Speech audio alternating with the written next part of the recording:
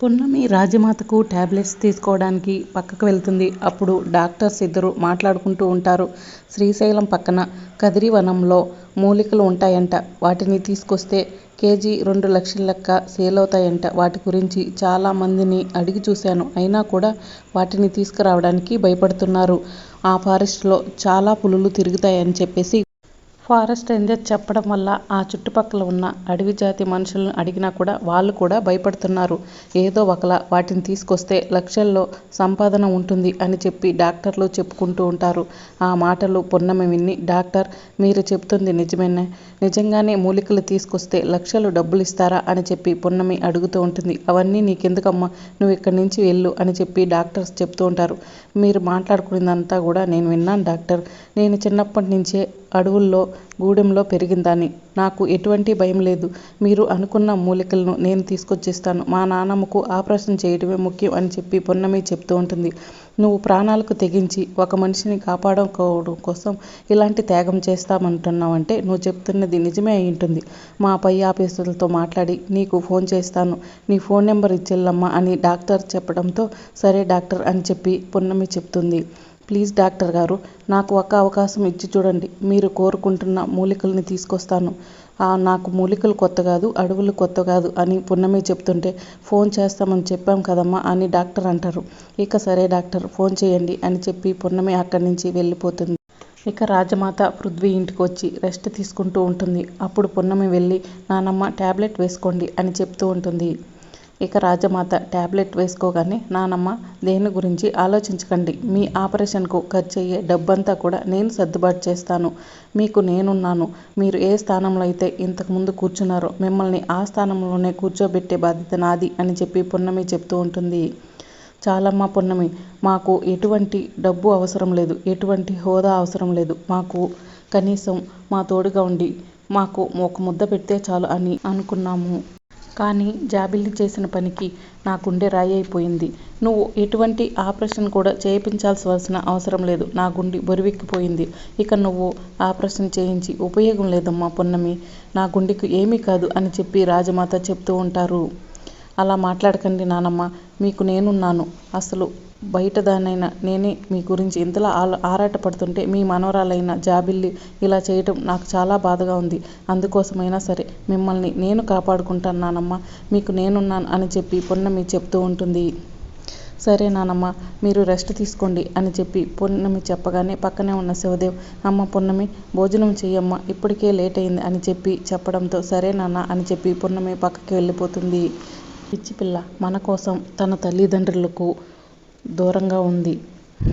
మన గురించి ఇంతలా ఆలోచిస్తున్న ఈ పున్నమిని నేను ఎన్నోసార్లు తొందరపడి అవమానించాను. బహుశా ఆ పాపమే నాకు ఉంటుంది అని చెప్పి రాజమాత బాధపడుతూ ఉంటే, నువ్వు అలా బాధపడకమ్మా, నువ్వు పొనుకో అని చెప్పి శివదేవ్ చెప్తూ ఉంటాడు. ఇంకా మరోవైపు పృథ్వీని లక్ష్మి తిడుతూ ఉంటుంది. పృథ్వీ, ఇలాంటి విషయాల్లో నువ్వెందుకు జోక్యం చేసుకున్నావురా? అసలే ఆ అగ్నిదేవ్ గురించి నీకు తెలుసు కదా. అతను ఎలాంటి పని చేయడానికన్నా వెనకాడడం తెలుసు కదా. రేపు నీకేమన్నా అయితే మా పరిస్థితి ఏమిటి అని లక్ష్మి అడుగుతూ ఉంటుంది. అదేంటమ్మా అలా మాట్లాడుతున్నావు? రాజమాత ఆపరేషన్కు కావాల్సిన డబ్బులు ఎలాగో సర్దలేకపోయాను. కనీసం రాజమాత ఆస్తన్నా ఇప్పిస్తే గనక ఆపరేషన్కి డబ్బు సమకూర్చవచ్చు అనుకున్నాం. అందుకే అలాంటి పని చేశానని చెప్పి పృథ్వీ చెప్తూ ఉంటాడు. ఆ రాజమాతే కావాలని తన స్వహస్తాలతో ఆ జాబిల్లికి ఆస్తి రాసిచ్చినట్టు కనిపిస్తూ ఉంది. తను పోలీసులను కూడా తీసుకొచ్చింది.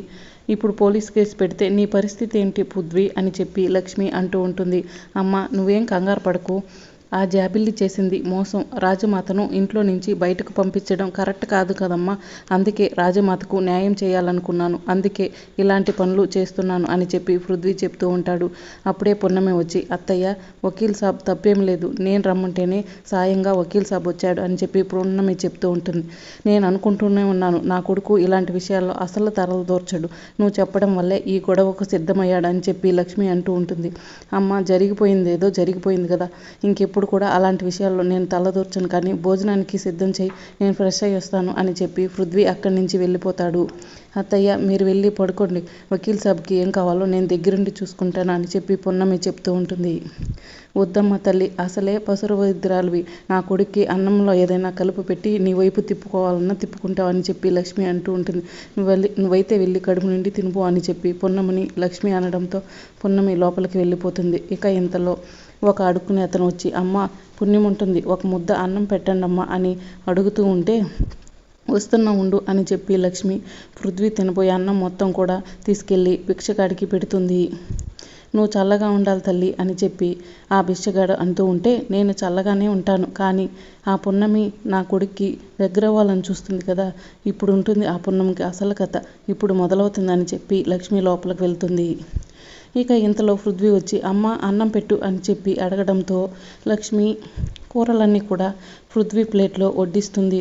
అయ్యో అన్నం లేదే, కిచెన్లోకి వెళ్ళి ఇప్పుడే తీసుకొస్తాను ఉండు పృథ్వీ అని చెప్పి లోపలికి వెళ్తుంది. సారీ పృథ్వీ, తల్లినైనా కూడా ఆ పున్నమిని నీ నుంచి దూరం చేయడం కోసం నీ కడుపు మార్చాల్సి వస్తుంది అని చెప్పి మనసులో అనుకుంటుంది. వెంటనే పృథ్వీ దగ్గరికి వచ్చి, పృథ్వీ సారీరా, అన్నం కూడా అందరూ కడుపు నిండా తినేశారు, నీ కోసం ఉంచిన అన్నం పున్నమి అడుక్కునే అతకుని వేసేసిందంట అని లక్ష్మి చెప్తూ ఉంటుంది. అదేంటి పున్నమి, పృథ్వీ కన్ని ఉంచిన అన్నం భిక్షగాడికి వేయడం ఏంటి అని చెప్పి అడగడంతో, నేను పెడితే కనుక తిన్నప్పుడు నేను చేసిన వంట మాత్రం ఎలా తింటారులే అని చెప్పి భిక్షగాడికి వేసానని చెప్తుందిరా అని లక్ష్మి చెప్తూ ఉంటుంది. సారీరా పృథ్వీ, ఒక అర్ధగంట ఆగు, నీకు ఇప్పుడే వంట చేసి పెడతానని చెప్పి లక్ష్మి అనడంతో, వద్దమ్మా నాకు ఆకలిగా లేదు, నువ్వు వెళ్ళి పడుకో అని చెప్పి పృథ్వీ చెప్తూ ఉంటాడు. ఇక లక్ష్మి వెళ్ళిపోగానే పున్నమి వచ్చి, అయ్యో వకీల్ సాబ్, మీరు ఒక్కరే వడ్డించుకుంటున్నారు, నేను వడ్డిస్తాను అని చెప్పి అంటూ ఉంటుంది. మీ కడుపు ఇప్పుడు చల్లగా ఉంది, నేను ఆకలితో ఉండలేనని తెలిసే కదా నన్ను ఇలా ఆకలితో మాడుస్తున్నావు అని చెప్పి పృథ్వీ పున్నమిని తిట్టి అక్కడి నుంచి కోపంగా వెళ్ళిపోతాడు. పృథ్వీ ఆగు అని చెప్పి శివదేవ్ పిలుస్తూ ఉంటాడు. ఏంటి అంకుల్ పృథ్వీ అడగడంతో ఇక లక్ష్మి చేసిన విషయం అంతా కూడా శివదేవ్ పృథ్వీకి చెప్తూ ఉంటాడు. లక్ష్మి కావాలని ఆ భిక్షగాడికి అన్నం పెట్టింది పృథ్వీ అని చెప్పి శివదేవ్ చెప్తూ ఉంటే, ఇక పృథ్వీ పున్నమి దగ్గరికి వెళ్ళి, పున్నమి సారీ పున్నమి అని చెప్పి అంటూ ఉంటాడు. పున్నమి నువ్వు భోజనం చేసావా అని పృథ్వీ అడగడంతో, లేదు వకీల్ సాబ్ అని చెప్పి పున్నమి చెప్తూ ఉంటుంది. అయితే ఇద్దరం కలిసి బయటకు వెళ్ళి వేడివేడిగా టిఫిన్ వద్దాం పద పున్నమి అని పృథ్వీ చెప్పడంతో, అయ్యో వకీల్ సాబ్, ఇంట్లో వంట చేస్తాను, ఒక్క అర్ధగంట ఆగండి అని చెప్పి పున్నమి చెప్తూ ఉంటుంది.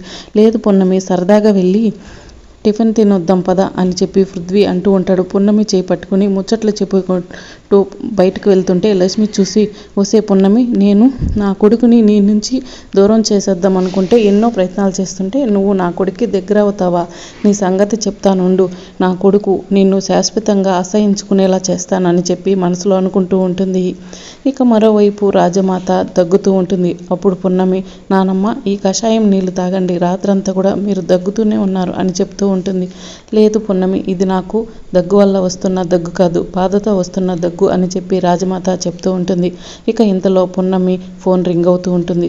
పున్నము ఫోన్ లిఫ్ట్ చేయగానే, నేను హాస్పిటల్ నుంచి డాక్టర్ని ఫోన్ చేస్తున్నాను అని చెప్తూ ఉంటాడు. డాక్టర్ గారు, నేను చెప్పిన విషయానికి మీ ఎండి సార్ ఒప్పుకున్నారా అని పున్నమి అడుగుతూ ఉంటే, చెప్పానమ్మా ఒప్పుకున్నారు అని చెప్పి డాక్టర్ చెప్తూ ఉంటాడు. అయితే మాకు ఇప్పటికిప్పుడే 20 లక్షలు ఇస్తారా అని పున్నమి అంటూ ఉంటే, లేదమ్మా, నువ్వు ముందు మూలికశాలకు వెళ్ళి అక్కడ మూలికలు తీసుకొచ్చి మా సార్కి చూపిస్తే నువ్వు తీసుకొచ్చింది కరెక్టే అనుకుంటే కనుక ఒక 5 లక్షలు ఇస్తారు, తర్వాత మిగతా మొత్తం కూడా ఇచ్చేస్తారు అని చెప్పి డాక్టర్ చెప్తూ ఉంటారు. నాకు ఏ డబ్బులు ఇవ్వాల్సిన అవసరం లేదు, మా నాన్నమ్మకు ఆపరేషన్ చేయండి అంతే చాలు డాక్టర్ అని పున్నమి చెప్తూ ఉంటుంది. అమ్మ మరొకసారి చెప్తున్నాను విను, అది కదిరివనం శ్రీశైలం ఫారెస్ట్ ఏరియా, చాలా డేంజరస్ ఏరియా, అక్కడ పులులు ఉంటాయి, వెళ్ళిన వారు ఎవరు కూడా ప్రాణాలతో బయటపడరు అని చెప్పి డాక్టర్ చెప్తూ ఉంటారు. నాకన్నీ అలవాటే డాక్టర్ గారు, మా నాన్నమ్మ ప్రాణాల కన్నా నాకు ఏదీ ముఖ్యం కాదు అని చెప్పి పున్నమి చెప్తూ ఉంటుంది. సరే డాక్టర్ గారు, నేను ఇప్పుడే బయలుదేరుతానని చెప్పి పున్నమి చెప్తూ ఉంటుంది. ఇక పున్నమి రాజమాతతో, నానమ్మ మీరేం టెన్షన్ పడకండి, మీ ఆపరేషన్కు ఖర్చు అయ్యే డబ్బులు నేను డాక్టర్ గారిని అడిగాను, డాక్టర్ గారు ఇస్తా అని చెప్పారు అని చెప్పి పున్నమి చెప్తూ ఉంటుంది. ఇంతలో పృథ్వీ వచ్చి, పున్నమి అసలు నువ్వు ఏ తప్పుడు పను చేస్తే గనక డాక్టర్ అన్ని డబ్బులు ఇస్తా అంటున్నారు, ఏ తప్పుడు పని నీతో ఆ డాక్టర్లు చేపించాలనుకుంటున్నారు అని చెప్పి పృథ్వీ అడుగుతూ ఉంటాడు. అయ్యో వకీల్ సాబ్, ఏ తప్పుడు పని డాక్టర్లు నన్ను చేయమనటం లేదు. వాళ్ళకు కొన్ని మూలికలు కావాలంట, ఆ మూలికలు తీసుకొస్తే 20 లక్షలు డబ్బులు ఇస్తా అన్నారని చెప్పి పున్నమి చెప్తూ ఉంటుంది. మూలికలకి 20 లక్షల అని చెప్పి శివదేవ్ అంటూ ఉంటే, అవి శ్రీశైలం అడవుల్లో కదిరివనం అనే ఫారెస్ట్లో దొరుకుతాయంట నాన్న అని చెప్పి పున్నమి చెప్తూ ఉంటుంది. అమ్మ పున్నమి, నువ్వు ఆ ఫారెస్ట్కి వెళ్ళటానికి వీల్లేదు, అక్కడ పులులు తిరుగుతున్నాయని, ఆ అడవికి వెళ్ళిన వారు ఎవరైనా సరే తిరిగి రాలేదని అందరూ చెప్పుకుంటున్నారు. నువ్వు అక్కడికి వెళ్ళి నీ ప్రాణాలను కోల్పోతే మీ అమ్మ నారాయణమ్మకు మేమేం చెప్పుకోవాలమ్మా, వద్దు పున్నమి వెళ్ళొద్దు అని చెప్పి రాజమాత చెప్తూ ఉంటుంది. నానమ్మ, మీ ప్రాణాలు కాపాడడానికి నేను వెళ్ళానని తెలిస్తే కనుక మా అమ్మ చాలా గర్వపడుతుంది. ప్లీజ్ నానమ్మ, నన్ను వెళ్ళొద్దని చెప్పొద్దండి అని చెప్పి పున్నమి చెప్తూ ఉంటుంది. పున్నమి, ఆ ఏరియా గురించి నేను కూడా చాలామంది నోట విన్నాను. ప్లీజ్ పున్నమి, ఆ ఏరియాకి వెళ్ళొద్దు పున్నమి అని పృథ్వీ చెప్తూ ఉంటాడు. ఇక ఇంతలో వచ్చి, పున్నమి ధైర్య సాహసాల గురించి మీకు తెలుసు కూడా, ఎందుకు మీరు కూడా పున్నమిని వెనక్కి నెడుతున్నారు? పున్నమి, నా ఫుల్ సపోర్ట్ నీకుంటుంది, నువ్వు వెళ్ళరా అని చెప్పి లక్ష్మి చెప్తూ ఉంటే, నేను చచ్చిపోవాలని వెళ్ళి రమ్మంటున్నారు అత్తయ్య అని పున్నమి మనసులో అనుకుంటూ ఉంటుంది. పున్నమి, మేము ఎంతమంది చెప్పినా కూడా నువ్వు వినట్లేదు కదా, నీతో పాటు నేను కూడా వస్తాను అని చెప్పి పృథ్వీ చెప్తూ ఉంటాడు. ఏంట్రా పృథ్వీ, పున్నమి అంటే చిన్నప్పటి నుంచి పులిలతో ఆడుకునింది, నీకు పిల్లిని చూస్తేనే భయపడతావు, అలాంటి నువ్వు వెళ్ళి పులిని చేతుల్లో పడ్డావంటే నేను మీ నాన్న ఏమైపోవాలి, నువ్వు వెళ్తే నేను చచ్చినంత ఒట్టు అని చెప్పి లక్ష్మి చెప్తూ ఉంటుంది. అమ్మ, రాజమాతను కాపాడుకునే అవకాశం నాకొస్తే ఎందుకు వద్దంటావమ్మా అని చెప్పి పృథ్వీ చెప్తూ ఉంటాడు. అవన్నీ నాకు తెలియదు పృథ్వీ అని చెప్పి లక్ష్మి కోపంగా అక్కడి నుంచి వెళ్ళిపోతుంది. అమ్మ పున్నమి, ప్లీజ్ అమ్మ, మేము చెప్పింది వినమ్మా అని రాజమాత చెప్తుంటే, లేదు నానమ్మ, మీ ఆపరేషన్కి ఖర్చు అయ్యే డబ్బంతా కూడా నేను సంపాదిస్తాను అని పున్నమి అంటూ ఉంటుంది. మేము ఎవరు చెప్పినా కానీ నువ్వు వినవు కదమ్మా, సరే జాగ్రత్తగా వెళ్ళిరా అని రాజమాత అంటూ ఉంటుంది. నన్ను ఆశీర్వదించండి నానమ్మ అని చెప్పి పున్నమి అంటూ ఉంటుంది. క్షేమంగా వెళ్ళి లాభరా తల్లి అని చెప్పి రాజమాత చెప్తూ ఉంటుంది.